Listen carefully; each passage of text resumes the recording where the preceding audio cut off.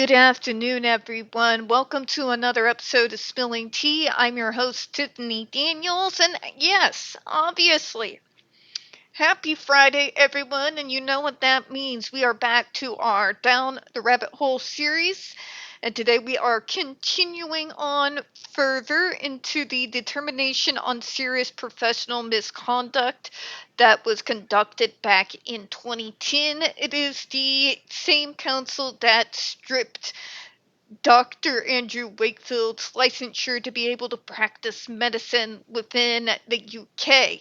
So we're going to continue with that, but first, real quick, brief disclaimer.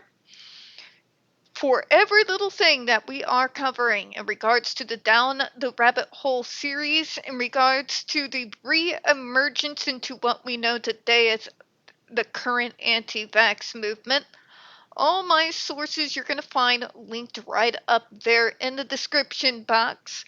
All you got to do is click and you can pull up the material for yourself, alright?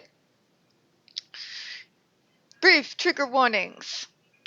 We do get this channel marked not for kids, and the reason why is I do use profanity, and some of the topics that we cover on this channel, like the Judge Rotenberg Educational Center and Agape Boarding School for Boys, are some pretty heavy, dark, and triggering subjects. So if you do have a child that is 16 and younger that watches the material of this very small channel, parental supervision is very much advised. Your political trigger warning goes thusly. Throughout the series, we have been doing everything from Down the Rabbit Hole to the series we just wrapped up yesterday on Social Security. If you are extreme MAGA, or you're on the left of the left, I am neither one of those things. Which means, more than likely, throughout the entirety of the miniseries that we are juggling right now, I am probably going to say something that offends you. If that is not the type of thing that you can handle with, like an adult, and automatically resort to either name calling or pushing yourself into somebody else's family with snide comments of, but shouldn't your family step up to help? Yeah, anything like that, your comment will be removed and you will be blocked from the channel. We are a tiny channel, so I get no money for this, so I can discriminate if I feel the need to. And I draw the line at absolutely useless insults and even more worthless trying to take personal digs at other people because you are unable to debate in a civil manner on the facts like an adult. Nobody has time for that. Literally. This is your only warning you'll receive in regards to this matter, alright? Cool. Sorry, folks. You can only deal with so much stupid. And I've already dealt with one yokel. I don't intend to deal with more of them any more than I have to. Alright, so where we left off last week. Okay, so let's start here.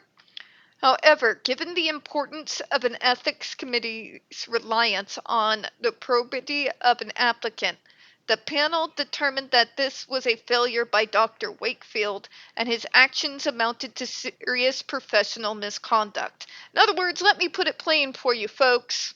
If there's something going on in your clinical study,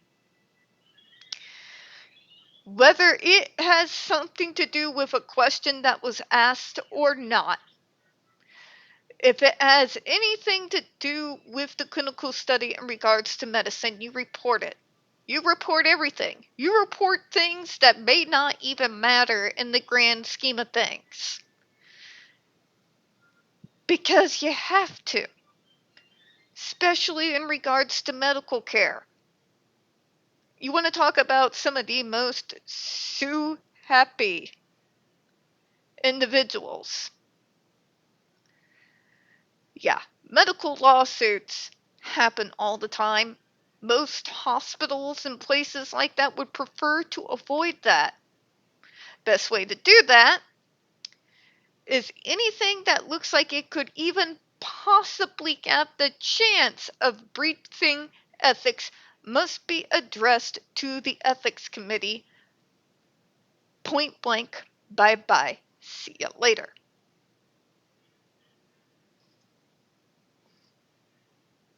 These are individuals practicing medicine. There is proper protocol. And you can't tell me Dr. Wakefield is smart enough to be able to get a doctor's license, but couldn't figure out that if there was something in his clinical study that someone within the ethics committee may need to know that involves the practice of medicine, he knew damn well he needed to disclose it. They don't have to ask him a specific question in order for him to disclose something like that. It should be automatic. And Dr. Wakefield,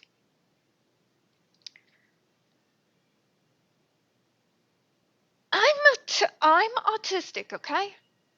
I am autistic. And yes, there are times where people have to get like into extreme express detail in regards to what type of information they're trying to get out of me. Sure. But if I can look at that situation and be able to understand that if something that is a part of your clinical study could be perhaps considered unethical or it is very barely toting the line, I know for a fact that even if that very specific question was not asked me, I still got to disclose it. And as far as, well, they didn't ask me specifically, bro, they didn't know what you were doing. What the hell do you mean they didn't ask you that specific question? They didn't know you were doing it that way. How would they have known to ask that specific question when you're not even properly informing them in regards to how you are actually conducting the clinical study in the first place? Last time I checked, doctors are a lot of things, but I have yet to meet a single one who's psychic. Just saying. Anyways, let me go ahead and continue here. With regard to the non-disclosure to the Lancet, the panel accepted evidence from the editor of the Lancet as to the importance of this issue. The Lancet published clear guidance in relation to the conflict of interest test that the applicant should apply and the need to discuss any issues arising from it with the editor. The Lancet test was, if there anything that would embarrass you if it were to emerge after publication and you had not declared it.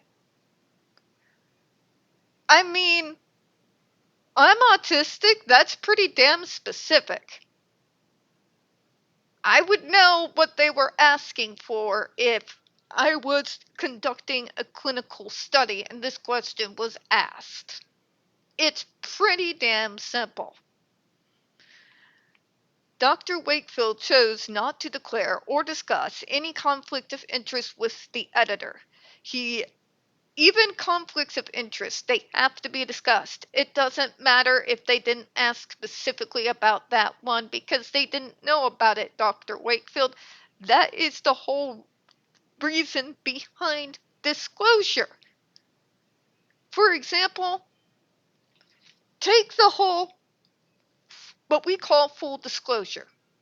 When you obtain a new job, you can do a full disclosure with all your paperwork and confirmation regards to your disability, and it will put you under the protection of ADA. It is a double-edged sword, but I've always done it anyway because I'd rather have my back covered. You get what I'm saying there. But anyways,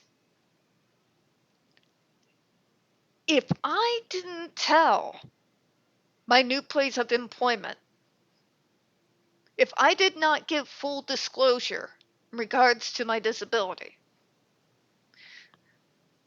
when they hired me, and they have no foreknowledge, and then at some point in time, I pull something where I would try to use my disability to get something out of them, I never told them.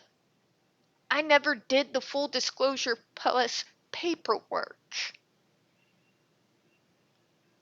I already know internally if I want that protection from those laws, I got to do full disclosure. Again, the billionth reason why I have the Accordo file that is always in my bookshelf where I can readily have access to it. It has all of my paperwork, anything I might need in any given situation, right? Yeah, they shouldn't have to ask you. It's a conflict of interest. They don't follow you around all day. They don't have cameras on you. If you know you have something that's going to be a conflict of interest, you disclose it. They can't ask about something they don't know. Are we serious here? You're telling me he got a doctor's degree, yet he doesn't know how medical science works yet? Because if that's the case, I'm very glad that they yanked his license, because holy fuck, dude. Holy fuck. Sorry, not sorry. Jesus. Alright, let me go ahead and continue here.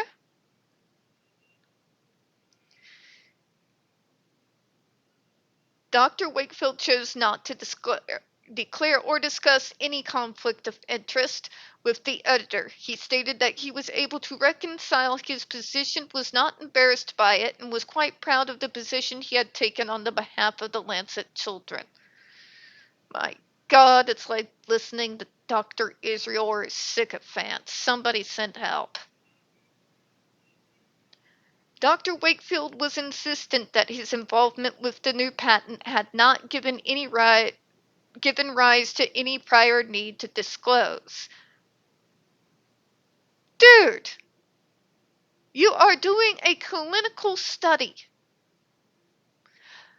under the premise of a new syndrome caused by vaccines. In particular, the MMR vaccine, correct? You're trying to prove that the symptoms that you're seeing, the autism that you're seeing, and any stomach issues might be related and are caused by that one particular vaccine. Yes? While at the meantime, having only just recently submitted and got a patent for a new alternative MMR vaccine right before you submitted your clinical study to the Lancet. Yes? And yet you don't consider that a conflict of interest? How? Because what it paints a picture of is this. You have a perfect example here. Man invents a syndrome. Man publishes study. People freak out. Man provides quote unquote immediate answer that just coincidentally They had just done this right before the issue became known to them. Dude, are you for real?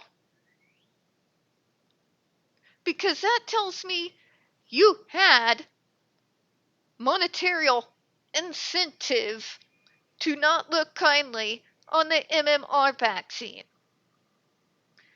You're literally patenting an alternative for people to buy and get their shots from that instead of the standard MMR vaccine. You literally stand to monetarily benefit from mass individuals giving up the current MMR vaccine and going over to your alternative. That is conflict of interest, sir. That is the very literal definition of conflict of interest. Like, are you even kidding me?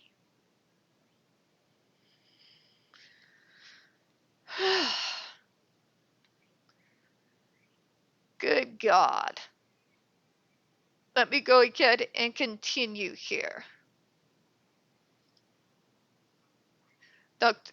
Despite the clear terms of the patent, he did not accept that the invention was envisioned as an alternative vaccine to MMR.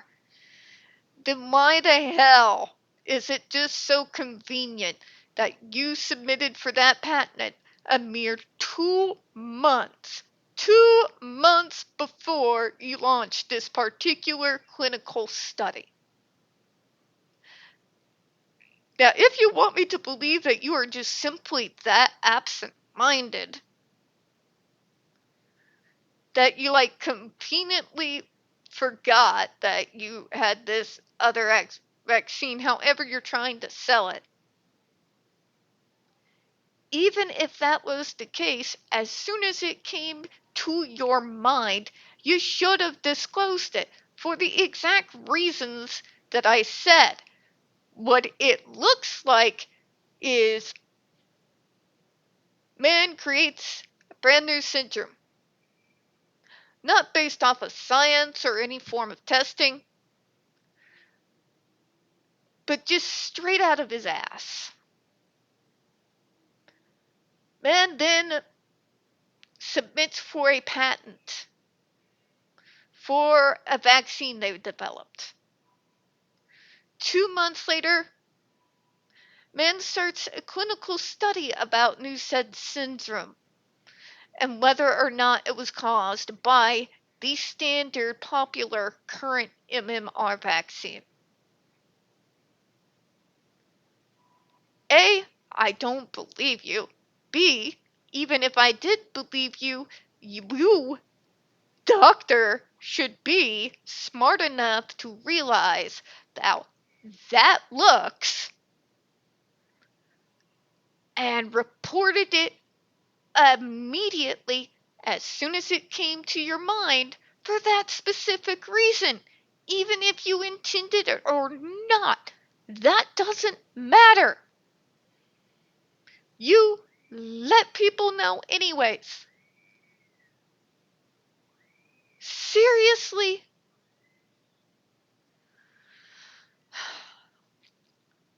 He acknowledged that he had envisioned the use of the transfer factor for at least a proportion of the population and that he had a financial and career interest in its success, but he said that it did not cross his mind to disclose it, and even with hindsight, he insisted that there was reasonable argument, as he put it, for non-disclosure. What's that reasonable reason, by the way? Seriously? But it shouldn't matter. Say you are innocent and that absent-minded. May I say it again? The hell you doing in healthcare? That is not the type of job somebody should be handling that is absent-minded unless you literally work in nothing but research, period, and do not have ready access to patients. What do you mean it just slipped your mind? And I still insist that shouldn't matter. Well, doctor, here, how you like these? How you like these nuts? Let me explain it to you. It doesn't matter whether you think it compromises you or not. It is not just your ass on the line. It is the panel of individuals who approved for your clinical study to be published. Their asses are on the line.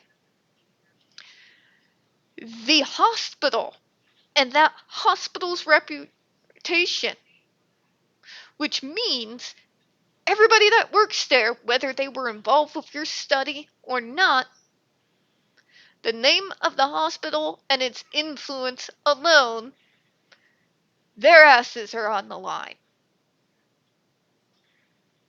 Okay? It's not just you.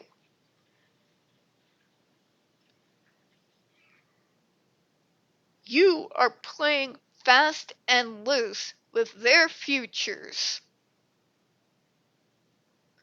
because you don't think it matters? Well, I don't think it provides a conflict of interest. It doesn't matter what you think, doctor.